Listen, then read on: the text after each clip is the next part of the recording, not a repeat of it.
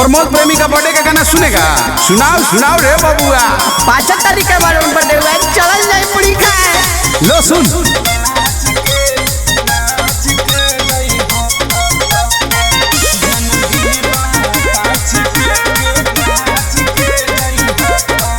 तोहर चढ़ल जवानी भइल पारा, तोहरा ढोढ़ी पर चली गोली छारा।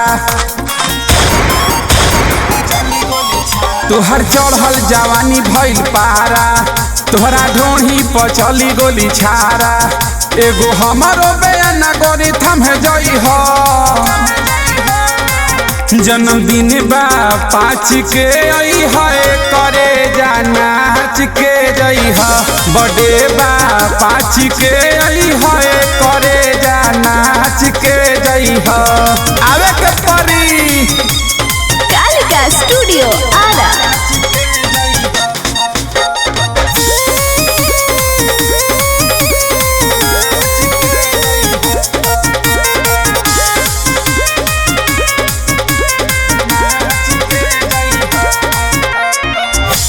भैया के मनता बर्थडे करी हजन गोरी माना। नैना से बन लहे लहे चलई ह, सबके बनई ह दीवाना। प्रमोद भैया के मनता बर्थडे करी हजन गोरी माना। नैना से बन लहे लहे चलई ह, सबके बनई ह दीवाना। चली हमारे चलना जनी घबराई ह,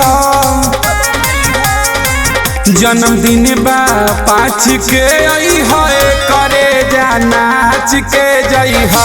बर्थडे बा 5 के आई है करे जाना के जई ह।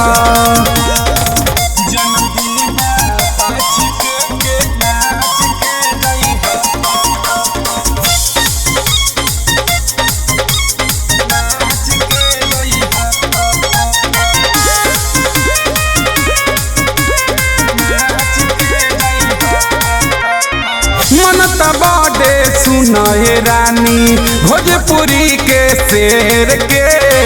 नाही अबू तो अर्जुन छलिया रख दी घेर के। कहीं आइलो बेटा मुश्किल हो जाई। मनता बर्थडे सुनाए रानी भोजपुरी के शेर के। नाही अबू तो बबुआ राजेश रख दी घेर के। कहे देवे राज जन तू भुलाई जाई हो,